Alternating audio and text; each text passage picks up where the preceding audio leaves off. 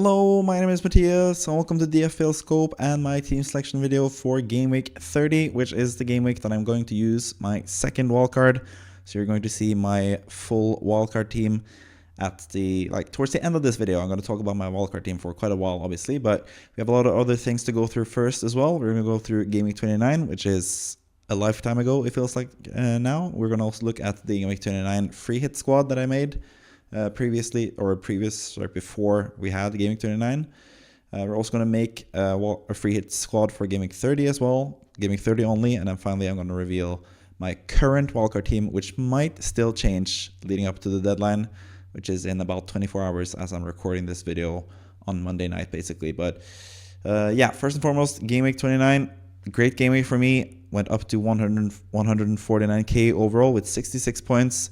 Much thanks to Bruno Fernandes with his 34 points, 17 points times 2 as my captain. Second time I've captained Bruno Fernandes these past 2 seasons, and second time he has rewarded me with 34 points with the 17-pointer times 2. So fantastic piece of business again. I managed to get him in from selling Trent and Cunha, buying Masraoui and Evan Nilsson, and that gave me enough money to do Dango to Bruno Fernandes. But sadly for me, I could have just sold Palmer, I guess, instead, because he didn't play and got 0 points. Dango actually got 1 point, so I actually lost a point from doing that rather than going with the Palmer move. But I thought Palmer was gonna have a chance to play. I think he could have had something or done something against Arsenal, but it just wasn't meant to be. He just was injured after having a really poor season, or not poor season, but poor last few games before that. But either way, the 34 points from Fernandes basically saved me in general. Also got 6 points from Mbuemo, got a clean sheet from Castagne and Gabriel and Masraoui as well. Masraoui kind of unlucky, the fact that Man United had a defensive injury, which meant that he had to go further back in the pitch and play as one of the 3 centre-backs rather than playing right wing-back, which was where he was looking really good and why I was so keen on buying him, basically. But instead it was Diogo Dalot with the 11 points that got the massive score there with the assists and the bonus points as well. So yeah, well done for anyone that went for Dalot. But I figured Man United against Leicester would be the best team to target basically for one game week only, because I knew I was going to wildcard in game week 30 going into game week 29. And I'm really happy that I was able to do the 1 week punt of Fernandes and that I was able to captain him as well. Like, I went against the consensus. Most people went for Chris Wood and Erling Haaland in game week 29. And yes, Haaland got 7 points. 14 points if you captained him, all Wood blanked. But I'm so much more happy that I went for Bruno Fernandes and captained him as well. Just felt really good captaining him. Both times I've captained him has been against Leicester as well, so that's also something to take into account, I guess. But yeah, overall 66 points and 149k, like I said. Really happy with that, getting closer and closer to where I want to be ranking wise. I also have my assistant manager chip left, and that is also why I'm wildcarding in game week 30, so I can use the assistant manager chip between game week 31 and game week 33. Hopefully I get really lucky. Like, already I have had some luck with the fact that Crystal Palace are now most likely, very highly likely, they'll get a double game week in game week 33 on top of the double game week they have in game week 32. So that means I can get 5 games over 3 game weeks with Glasner as my assistant manager. And ideally, hopefully, like, if I'm really lucky, I'll get 4 out of those 5 games being table bonus games as well. Potentially even 5 out of 5. I don't think that's possible, actually, but yeah, I can get a lot of table bonus games. And yes, they are tough matches, but I do think it is definitely worth it. And seeing how good Palace are currently, beat Fulham 3-0 in the Cup away from home. They're just in really good form now. So yeah, pretty happy with the assistant manager plans there as well. But I am wildcarding. You're going to see that at the end of the video or closer to the end of the video. But first, we're going to go through the free hit team for Game 29 and also the free hit team. I'd like to see what the free hit team for Game 29 managed to do. And also, we're going to see the free hit drafts that I have made for Game Week 30 as well. So let's move to the free hit draft for Game Week 29. And it actually scored less points than my actual team, because in the free hit team, I had enough money, or I had like the easy way to get Haaland. And I just went for the sort of template move rather than going Fernandes and going with my gut on the free hit draft. I went with Haaland as the more like safe captain option, but he got 7 points compared to 17. So that dropped 10 points from my total score, which meant that my free hit draft actually got less points than my actual team, which happens from time to time, even though you have unlimited transfers on your free hit draft. But overall, the team was better. 2 Man United defenders against Leicester. I knew that was going to be a good game for clean sheet potential. and both Onana and Mazraoui got the clean sheets. Wildcard with just 1 point. Sadly, I went with him rather than Milenkovic. I also went with Gibbs White rather than Elanga, and that cost me quite a lot of points for this team. Guardiola with 1 point in defense as well, not the best. Bowen got an assist, 5 points for him. Gibbs White also got an assist, to be fair, 5 points for him. Cloyford blanked with 2 points. Evan Nilsson also blanked with 2 points. Really disappointing display from Bournemouth in general. And also a blank from Chris Wood, who was like one of the more popular players to have in that game week. But I was pretty happy that I didn't do anything in that 4-0 win for Nottingham Forest, because he was a really highly owned asset. It didn't punish my actual team at all. Even on my bench, not really getting many points. Josie Sa and Aït-Nouri conceded quite late, I think, against Southampton. They got 2 points each. Phil Foden came on and played barely at all, got 1 point. Maybe that should tell me something about Phil Foden and his chances of doing well in the next few game weeks. Let's talk about that soon when it comes to Game Week 30. And Gabriel as well on the bench here with 5 points. So all in all, 17 points from Fernandes, obviously. I had him in the team. He was my favorite midfielder to have this past game week, obviously, since I captained him in my own team. And he did well on top of Mazraoui as well. So, yeah, 62 points in general. Not the best game week, but still not the worst either. Takes me up to 1,997 points in total across all the game weeks, all the free hit drafts that I've done ever since game week 1, all the way up until game week 29.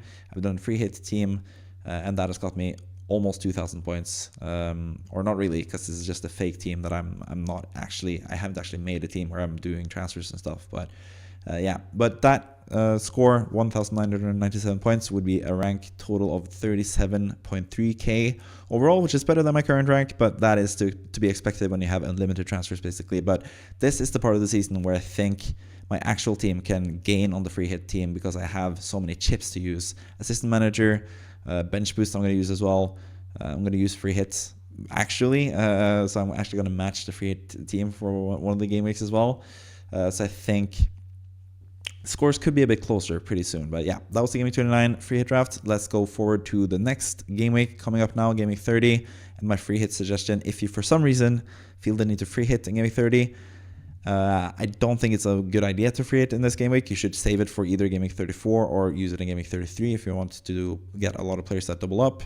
Or in Game Week 36 and 37 as well, there's going to be blanks and doubles where it's more useful to have a free hit than in a regular game week like this in Game Week 30. But yeah, I'm going to present a free hit team for this free hit draft for this game week as well, as I do every single week, just in case someone is free hitting, or if you just want to know which players are the best players to target for one particular game week, because this is sort of one of those game weeks. I think a lot of people actually wildcarding Game Week 30 now because of the whole on injury and stuff. But a lot of other people are looking forward to wildcarding Game Week 31 and are looking for that 1 week punt. So this is basically my team showing you which players I think are the best 1 week punts as well. So I think you will get value out of watching this, even if you're not on a free hit, because this is just short-term players for that one particular game week only, Game Week 30. That's what I'm going to talk about in this free hit draft. So let's start with the goalkeeper. I have David Raya. I think Fulham have been struggling a bit more lately to score goals. So I'm backing the Arsenal defense, which is the best in the league, to get a clean sheet here. I have both Raya and Gabriel against Fulham at home. I think they have a decent chance of getting a clean sheet. Also obviously have Guardiola against Leicester. That is the easiest clean sheet fixture in the whole entire league, even though Man City are the typical type of team to concede a stupid goal and not get that clean sheet. But yeah, I think Guardiola is also a no-brainer, and it's probably my favorite defender, either him or Munoz. Munoz also a really good option against Southampton. Another really easy team to target, which I am trying to do every single game week on the free hit drafts, basically. Munoz, super attacking, plays for Crystal Palace, who are looking really good. I think at least a clean sheet, potentially some attacking returns as well. Munoz is also fantastic. So Guardiola and Munoz especially are really good. Gabriel, I'm also really happy with. Arsenal defenders in general are also looking really good. To complete the defense on the bench as well, I have Timber, another Arsenal defender, and also Milos Kerkez playing as Ipswich at home, which is also a really nice fixture. And Kerkez is in really fine form when it comes to assists. So if he can get a clean sheet on top of that, he can get a lot of points, but he's on the bench as the third bench option in this team. When it comes to the midfield, Salah captain. I've said so for like 6 or 7 game weeks now. I'm going to captain Salah no matter what. I'm going to just captain him until he shows me he's not reliable anymore, and he's not going to show that because he is just in the form of his life. So easy captaincy choice. Once again, going with Foden on a free hit draft. Leicester at home is just too good to pass up. Also now with Haaland being out, I think, and also Foden getting subbed off, in the cup game. I think he's going to start most likely against Leicester. And with Haaland out, there's more onus on Foden and Marmoush, who I also have in this team, to score the goals and provide the goods offensively for Man City. With Haaland now out for a while, just before I started recording this, I saw the news from Man City. They confirmed that Haaland is indeed injured, and they hope to have him back, or they're aiming to have him back for the end of the season, including the Club World Cup, which is in June. So for me, that reads like it's going to be a rough go for Haaland the next few game weeks. I don't think he's going to be able to be back for game week 33 either. So I think the likes of Foden and Marmoush are really viable options, not only for game week 30, but also possibly beyond that as well.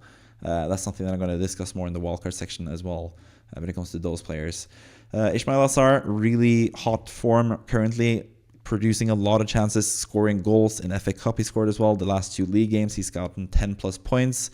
Obviously after I sold him, he had a really nice part of the season previously. I bought him into my team. He did nothing for like 6 or 7 straight weeks. I sold him, and now he's doing bits again, doing really, really well. So Ismail Assar, again, another player who's really good both in the short term and in the long term. Southampton away is a fantastic jumping on point for Ismail Assar. So if you want him, I think this is a good part of the season to go for him.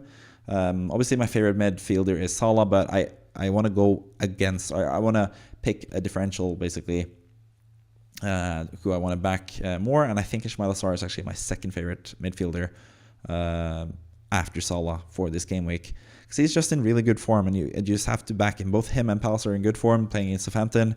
Fantastic fixture. And I think even though he has burned me in the past, Sar, I think he's worth picking up for this game week. Also have pretty high hopes for Anthony Elanga against his former team, Manchester United. A bit of a revenge game there. I think Nottingham Forest are still a better team than Man United, but Man United are looking better and better lately, so maybe they'll give Nottingham Forest a tough game, but I think Elanga has a decent chance of getting points there. Both Elanga and Sar are pretty up and down players. They can get 17 points one game week, and I get 3 straight blanks in a row after that as well. So a bit high risk, high reward with both those players, but I think Elanga, coming off the back of that really nice GW29 score, it's just a really good option in general, basically. So he's also a nice pick for game week 30. Alexander Isak, he is in terrific form, has really nice fixtures, and including the one this game week against Brentford at home, I think he makes a lot of sense. Mateta as well. This is basically the strikers you're going to see a lot of going forward, because they are just in really good really good moment of the season to buy all 3 of these guys, Isak, Mateta, and Marmoush. But also especially for game week 30, Marmoush against Leicester, fantastic. Leicester at home, can't really ask for much better. Southampton away might be that. That's also really nice. And then Isak, who's the best striker in the league, against Brentford at home. It just picks itself, basically, the forward line. I really like all 3 strikers. Obviously, Haaland would be a major consideration if he was fit to play, but now he's injured. He's not going to be able to play, so Marmoush comes in instead, and I have more money to spread around for the rest of the team, meaning that I can have the likes of Foden, for example, in the free hit drafts. On the bench, I already mentioned Timber and Kirkus in defense, but in goal, I also have Areola as the backup goalkeeper. I think he's a decent player to have for this game week as well. Really cheap as well, so yeah, it can save you some money if you need to have some extra cash. And then Cloyford as well against Ipswich at home. I think that's a really nice fixture for Bournemouth. It's also a really nice team to target for this game week in game week 30. So that is basically the full free hit draft team for game week 30. As you can see, the team value is 102.2 million, so you should be able to afford this quite easily. Also, when it comes to the players I own, who knows at this point, because I am wildcarding, so my team is up in the air. But that's what we're going to look into now. And the wildcard team is actually, I guess surprisingly, but at the same time not so surprisingly, pretty similar to the free hit draft actually for game week 30. So let's take a look at my wildcard team. We're going to talk more in depth about my thinking for the team and how it has changed since I made the weekly wildcard draft video last week, basically. So let's go into my wildcard game week 30 plans. So these are my plans. I have a couple wildcard dilemmas, players that I need to choose between. But first and foremost, I'm just going to go through each and every player and talk about why I've selected them pretty much. In goal, I have Nick Pope. I think it just makes sense for him to be the goalkeeper there in game week 32, which is a tough game week for Areola, where he plays Liverpool away. Then it makes sense to have Pope, who has a double game week in that game week, 2 decent home games for Newcastle that game week. So I think Pope is really nice to have. Just makes a lot of sense for me as a goalkeeper in terms of my team. Also, the Newcastle assets are a bit up in the air. I'm going to talk more about it after I've gone through the whole team, but there are some uncertainties when it comes to the rest of the Newcastle players, which makes Pope a better option, I think. I think he's going to keep his place as #1 goalkeeper, especially for the next few game weeks where we really want him, for double game week 32 especially, as I think he's going to be a good goalkeeper. Gabriel, I think he's the safest Arsenal option, both in terms of attacking threat and in terms of playing a lot of the time. Because I think the likes of Timber, for example, who I have considered as well, he is a bit cheaper. That's the upside with him. But also at the same time, Ben White is now back at right back. He's going to play more and get some minutes there. Lewis Skelly has looked really good at left back. So I think at certain points, Timber will be rested, especially for those important Champions League games against Real Madrid. I think he will potentially get rested. But I think Gabriel is going to play pretty much every single game. That's usually what he does. So I think it's just safer on top of having that goal threat as well. Guardiola, Leicester at home is really, really nice. He has a double game week more than likely in game week 33 as well.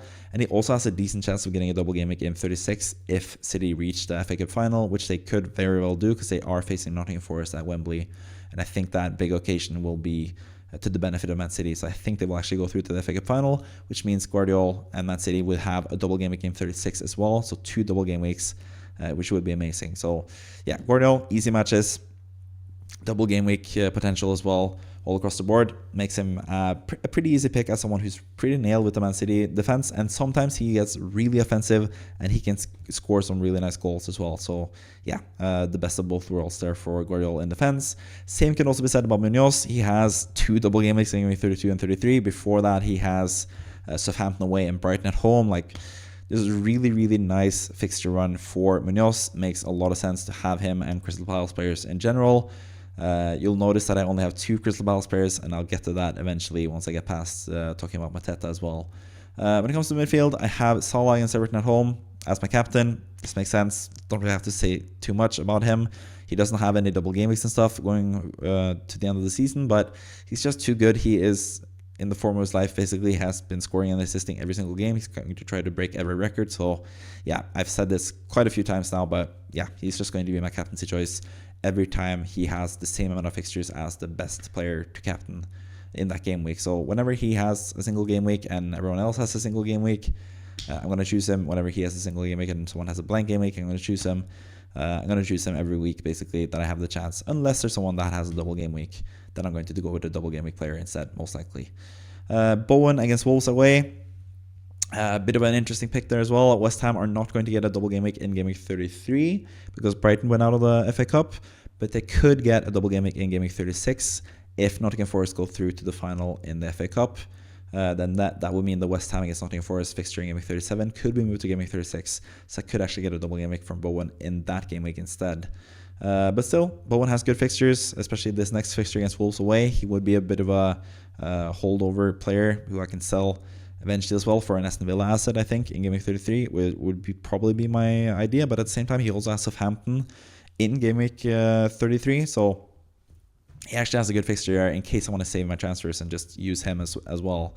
But yeah, really like Bowen, really like West Ham as well, looking better now under Graham Potter. So I think against Wolves, which is a team he usually plays really well against, I feel like he should be a decent option to have as well. So yeah, Bowen is in the team for now. Rodgers as well currently is in the team. I'm just not sure enough about Asensio and Rashford to have them instead, and they're also a bit more expensive, so it works out better for my team to have Rodgers, who has been a favorite of mine this season because he was there from game week 1 all the way up until like game week 23 or something, 24. Maybe even later than that. So yeah, I don't mind getting him back in the team, but at the same time, Aston Villa have a lot of matches, so Rodgers, they might not prioritize the league. We'll see what happens actually in the league. They'll have a tough task to go through in the Champions League against Paris Saint-Germain as well, so we'll see what happens there. But yeah, Rodgers just a safe option that has a double game in game week 33, has Southampton in game week 32. So he has some pretty decent matches. So yeah, he's also starting here over Saka. That's because I think Saka is still going to be a bit of an issue. We heard from Mikel Arteta that Saka is basically ready to go and he could start. But that doesn't mean that he will start, and it doesn't mean that he will play 60 or 70 plus minutes either. So not quite sure about Saka. I might start him still because I do think Arsenal could basically destroy Fulham in this game as well.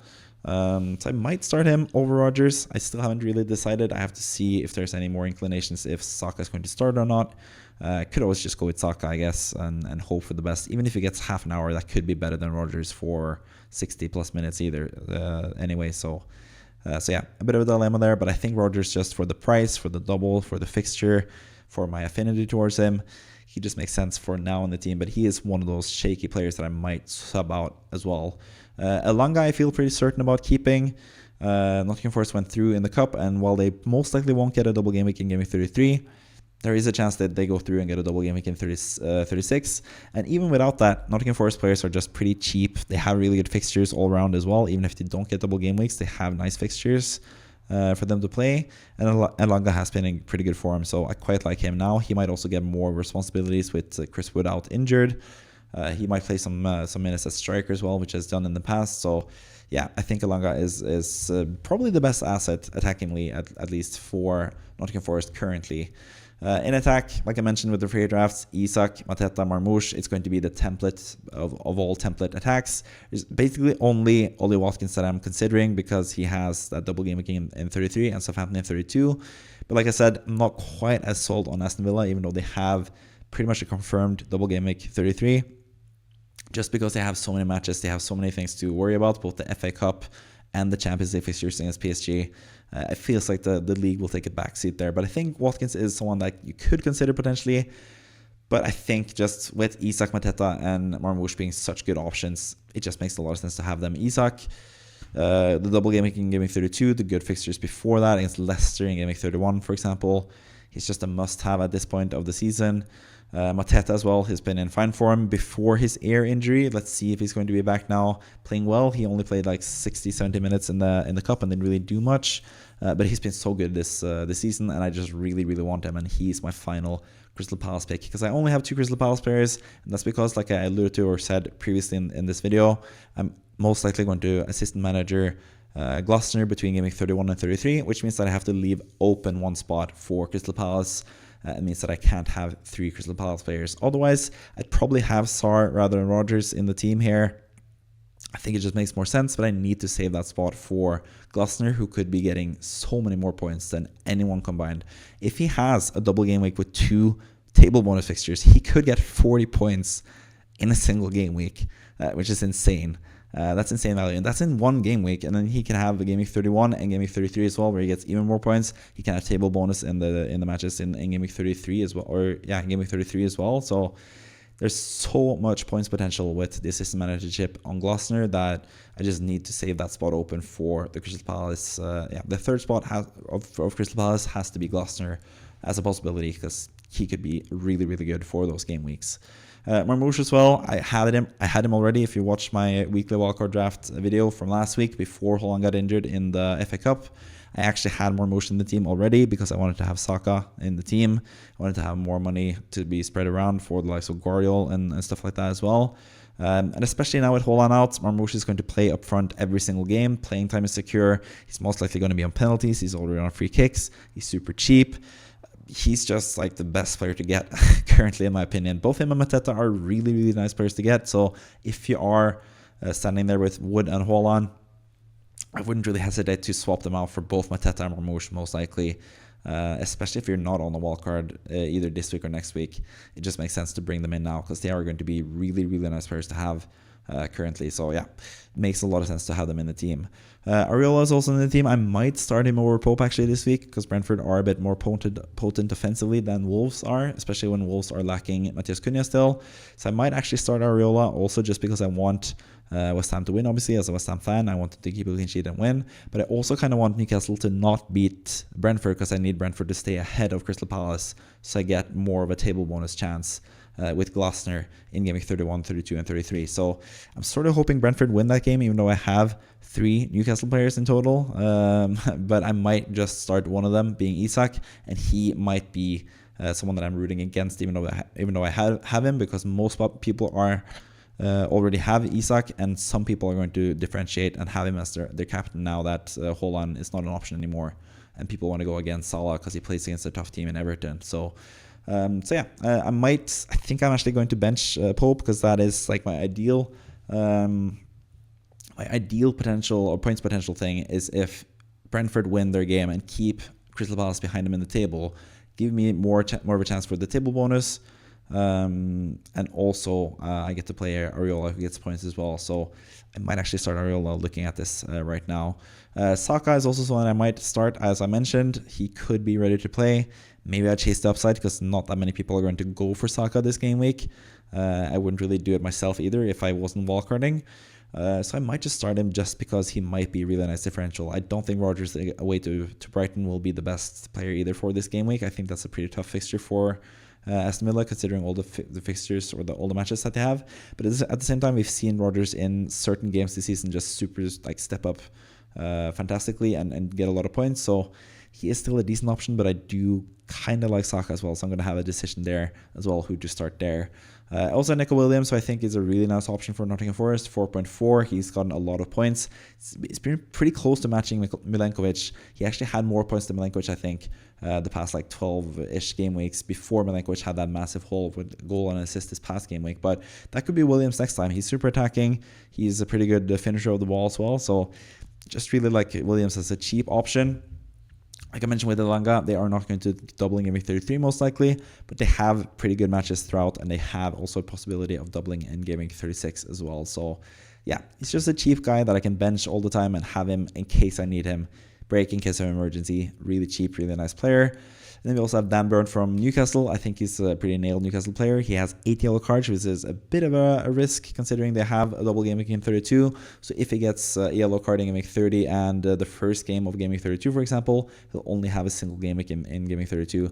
Or even worse yet, if he gets a yellow card in game week 30 and a yellow card in game week 31, he'll be out for both games in game week 32. So yeah, that's not ideal potentially for Burn, but I'm going to trust him to not get yellow cards. I'm going to trust him to play and potentially also get a goal. We've seen that in the past from him. He can score goals. And he also saves me 0.1 compared to Livramento. And I feel more secure about Burn starting for the rest of the season than I am with anyone else in that Newcastle events, I think, at the moment. Because the left back spot is always going to be open. If he's not left back, he can play as a centre back as well. So yeah, I just prefer Burn over Livramento. And Trippier is someone that I would potentially consider, but he's just a bit too expensive. He's like $1 million more than Burn, and I can't really burn the money on that, I guess. No pun intended, or pun definitely intended. But yeah, with all that in mind, I have 1.4 million in the bank with this current team. So I could potentially also do Palmer rather than Saka. I have enough money for that as well, and still keep 0.8 in the bank, which is super important for me because I need to have enough money to bring in Glasner scot-free, so I can bring him in for Game Week 31 or Game Week 32, for example, and get that table bonus. So I need to have some extra money in the bank, and even with this, I have enough money to either go from Saka to Palmer and potentially do Palmer back to Saka at some point.